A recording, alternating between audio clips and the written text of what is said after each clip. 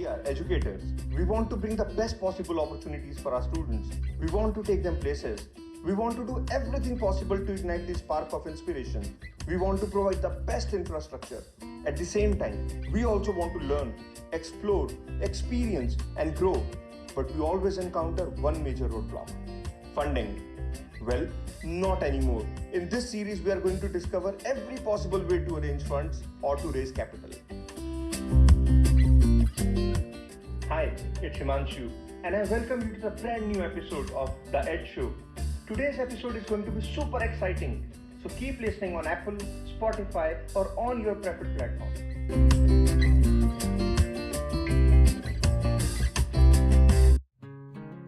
Welcome back to the brand new episode of The TEDS Show. This is the second episode of the Ed Invest series, and in this episode, we are going to discuss everything about donations. In this episode, we will understand what is the meaning and purpose of donation, for what all purposes a donation can be raised with examples, different ways of raising donations, the legalities involved in it, and who all can raise donations. I hope this episode will give you detailed insight on this concept, and I just wish you an engaging and amazing learning experience. So let's understand donation. In the previous episode, we have covered what is donation, who all can give donations, and have understood the most common ways of raising donations. So if you have not listened to the previous episode, then I suggest you to listen to the introduction to funding, which was our first episode, and then listen to this episode for better understanding. And during this episode, if you feel stuck, confused, or if you have any questions, then I would suggest you to make a note of them and send me a voice message using Anchor app after the episode. Or if you are listening to this episode on YouTube, then share it in the comment section and I will address all your questions in the Q&A podcast. So get your pen and notepad ready and let's get started. In the previous episode, we have understood the following terminologies: CSR, fundraising, crowdfunding. And in this episode, we will cover all these terminologies in detail. But before we start, I would just like to mention that this episode is for you. Doesn't matter if you are an educator, educational institution, or an entrepreneur. In this episode, I will cover everything that can help you raise donation and how the donation campaign may benefit you in achieving your goals. Well, as we all know that donation is an act of giving money, material, time, and or effort towards a specific cause. But the other side of it is to raise donation to achieve your goals or your mission. We all have goals, some ideas that we would like to implement, an aim that we would like to fulfill, and we know that our idea can bring an impact, but we feel stuck as we don't have enough resources in order to achieve it. Well, that's where raising donation can be your savior. You can be an individual with a social goal or a personal goal, an educational institution or social enterprise with again a social goal that may help you make an impact and may also help you create your own brand. And you know that reaching out to community will not just help you in raising resources but will also help you widespread your mission. Well, when you think of a mission, the two very common questions that might arise in your mind that are A, from where I will get the desired resources, and B, how to utilize the resources for better outcomes. Do let me know if you want me to create a separate podcast on how to utilize resources for better outcomes. Well, let's understand the first part here. But before we go any further, I just want to share my thoughts on donations in order to direct you towards the right direction. Donation is not just about doing charity or a social cause. It can also be in the form of a support by diverse individuals or organizations in order to help you achieve your goals, be it social or personal. Let's understand what a social or personal goal means. A social goal is something that caters to the society at large.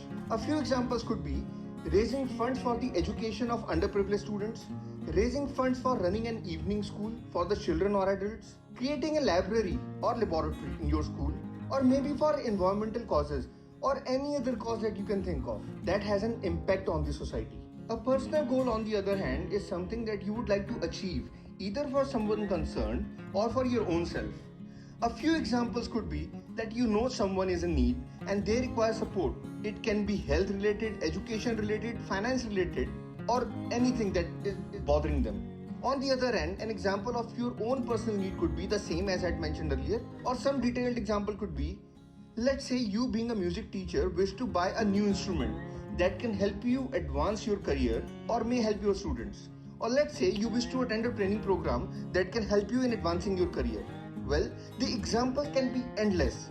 Hence, you can practically pick anything which is a concern for you that you would like to solve. Now let's understand how you can raise donations utilizing different platforms. CSR. We have already covered what is a corporate social responsibility and what type of corporates are eligible to work on CSR. So please refer to the previous podcast for that. Now CSR is little tricky concept as it requires you to do some homework before reaching out to the right corporate for funds. Here are few tips that will help you pick the right corporate for right funding opportunity. Now that you understand your need and you have decided to reach out to a corporate, here are few things that you need to keep in mind. A. It is not necessary that the corporate will give you funds, as they can also give you material resources. An example could be that you wish to establish a computer lab and you have decided to reach out to a computer manufacturer or an IT company. In this case, there could be a possibility that the company will give you all the desired resources instead of giving you finances to buy IT peripherals. B. Not every corporate is the right door for you. Now, before you reach out to a corporate for CSR funds, you must first visit their website and read their CSR priorities and commitments, as a corporate which is too much focused on environmental issues may not give you support for other non-environmental issues. C. Pick the right fit. It is always advisable to reach out to a corporate which fits the requirement. Example, an IT company for IT peripherals, a publishing house for books procurement.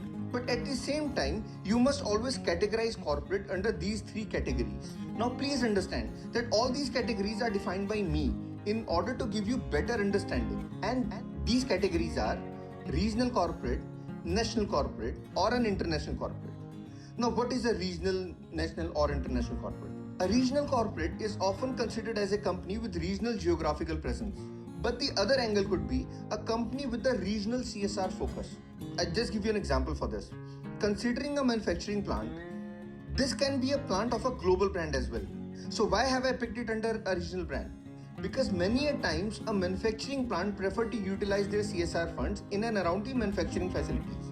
An example could be an automobile manufacturing plant with a national or international presence.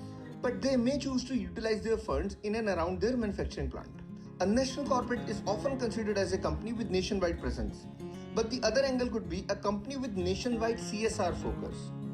Now consider a service sector company, as they don't have a manufacturing facility, but they may prefer to utilize their funds as per the need analysis of the nation and may choose to spread it across the nation. An example could be a telecom or IT service company, as they have offices across the country and they may choose to divide their CSR funds across the country. An international corporate is considered as a company with presence across various countries. Or the other angle could be a company which is headquartered or situated outside your country, but they may have a CSR focus in your country. Yes, you can reach out to international organizations with your project and they may even choose to give you CSR funds if they have international focus. While applying for the funds, you must create an effective project proposal. You may also choose to link it with the organization guidelines or focused areas as mentioned by the organization on their website. And your legalities must be completed before you apply for a CSR funding or any kind of donation. Again, we have already discussed about these legalities in the previous episode, so do listen to that episode for clarity. If you want me to create a separate podcast on how to write an effective project proposal, then do share it in the comment section or share it with me on our Telegram group, the Ed Show community. It's a community of educators where we discuss everything related to education and where I also offer free courses on different topics. So if you are an educator, then feel free to join this group, the Ed Show community. Now, who all can apply for CSR? An individual, an educational institution, an NGO, or a social enterprise can apply for CSR funds as per the CSR guidelines of the organizations formed according to the CSR law or guidelines of the country. And as mentioned, you will find all the relevant information on the corporate website. Now let's move further. The other way of raising donation can be organizing a crowdfunding activity. There are several websites on which you can start your own crowdfunding campaign. But before you do that, you must understand it in detail. In crowdfunding, you reach out to masses and ask for their support or their involvement in your project. Crowdfunding is applicable in both raising funds for self or social causes, or raising funds by diluting your equity or by selling your products or services. This is the easiest of all as it doesn't require you to invest on organizing a fundraising event. Neither it requires you to create a project proposal or visit hundreds of websites before you reach out to the right corporate. But this simple looking task can be tricky. As the name suggests, crowdfunding, it means that you will have to reach out to masses and tell them or pitch your story. And before you do that, you will have to do a lot of research. You will have to present facts to the crowd. Your communication has to be well thought of and well strategized. The best way is to create an engaging crowdfunding campaign in which your audience can see and visualize your cause by looking at the statistics, right information, and remember, video always works best. So you can create a video around your cause and make people or organization understand that why your cause matters. And if they believe in your cause, then you'll get all the relevant resources. As a goodwill gesture, you may also choose to offer giveaways. An example could be, you create a campaign and choose different financial categories. And the donors are allowed to select the categories which are best suited for them.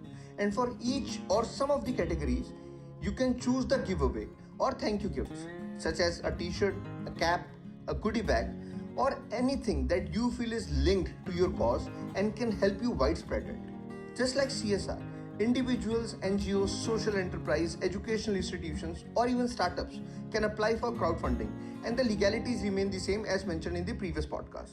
As mentioned above, the crowdfunding can also help entrepreneurs. Well, yes, if you are a startup or an organization which is involved in selling products or services, then you can also start crowdfunding campaign. The two most prominent campaigns for you can be raising capital by diluting your equity, or other can be selling your products or services. You must choose the crowdfunding category based on the goals you wish to achieve. Now, once you launch the crowdfunding campaign, then do share it on the social media platforms, as the key of crowdfunding is communication and the other key is spread. I have curated a list of various corporate for CSR and crowdfunding platforms based on different categories. If you wish to receive the list, then simply follow me on LinkedIn and send me a message and I'll share the list with you. There are many other ways of raising donations, such as starting a social media campaign. And I would suggest you to link your social media campaign with the crowdfunding campaign, but you may choose to run it otherwise. The other ways can be organizing a fundraising event. Well, this can be an amazing opportunity for you to raise donations, especially when you have a regional focus or your focus around your institution or nearby localities. Fundraising is an event which you can organize for different categories of people based on your cause and what you wish to achieve out of it. And you should organize an event depending upon the category of people you are inviting. A few examples could be that you may choose to organize a bake sale, wherein you can ask the students, teachers or parents to bake and sell it during an event, and the proceedings of such event can be utilized for the cause. Or you may even choose to organize a gala event wherein you share your cause with the top dignitaries and they may choose to support your cause with the financial donations. Fundraising is an option best suited for NGOs, social enterprises, and educational institutions. And I ask individuals to stay away from it due to the resources involved in organizing it.